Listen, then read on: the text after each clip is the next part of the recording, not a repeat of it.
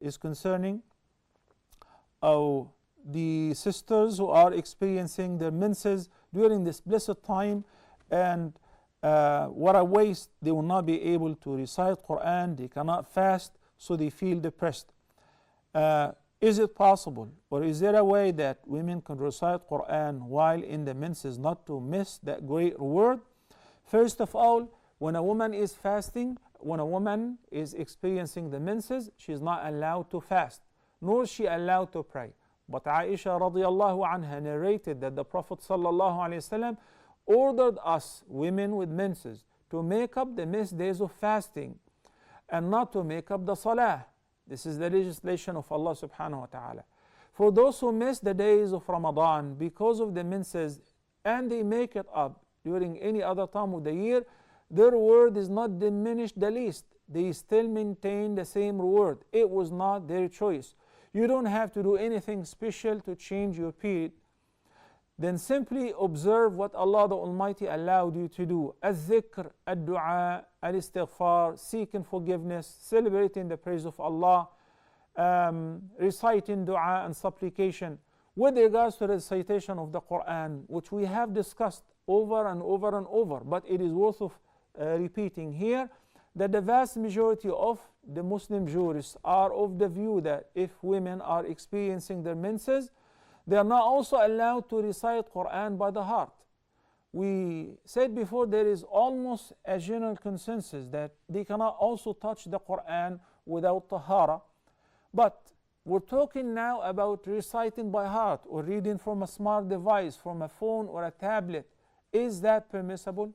The vast majority are of the view that women during their menses are not allowed to recite Qur'an even by the heart. They relied on that on a couple evidences.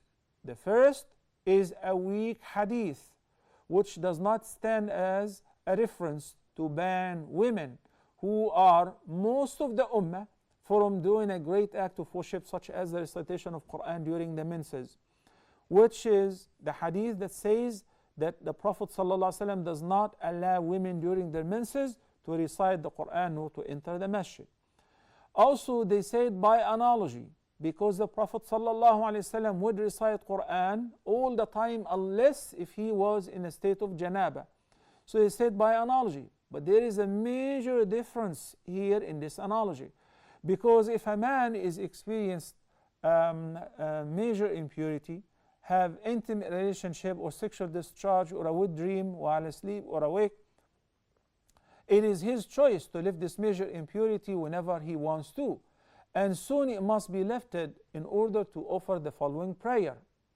But in the case of a woman whose period may last for 8, 9, 10 or even 15 days, does not have this luxury of removing the major impurity and performing ghusl whenever she would like to. So what is the condition? According to Al-Imam Malik and one of the opinions of Imam Ahmad ibn Hanbal, which is adopted by Sheikh al-Islam ibn Taymiyyah, may Allah have mercy on him, and his student Ibn al-Qayyim, and a long list of the scholars, including contemporary scholars, they are of the view that these evidences are not strong enough to prevent women from the recitation of the Qur'an during the menses. Keep in mind that women have to revise what they have memorized. They have to memorize if they are in the process of memorizing.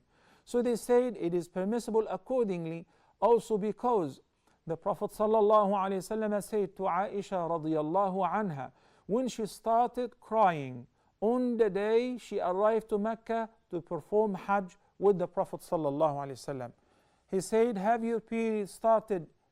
She said, yes. He said, don't feel sad. That is something which Allah the Almighty has decreed and ordained for all the daughters of Adam. Simply do everything that the Hajj, whether male or a female, would do in a state of tahara, other than the tawaf. You postpone your tawaf until you're pure. So the Prophet ﷺ did not mention the recitation of the Qur'an in this hadith. And this is a very interesting reference according to the divergent meaning. Then anything other than the tawaf is permitted. Especially that the Hajj, the Hujjaj, would not only perform tawaf and sa'i, they would also recite Qur'an, recite adhkar. So that is an inclusive permission. according to those who use this as a reference that it is permissible for women to recite Qur'an during their period or their menses. Yet, they said it will be best if you can only recite it because you are memorizing or because you are revising what you have memorized. In the light of the previous evidences, we would like to make it easy for women during their menses to revise their Qur'an and to recite. Hopefully Allah the Almighty will reward them as well. But it is worth of mentioning that we like to present the different opinions with their proofs and references so that we understand those people did not stem from nowhere.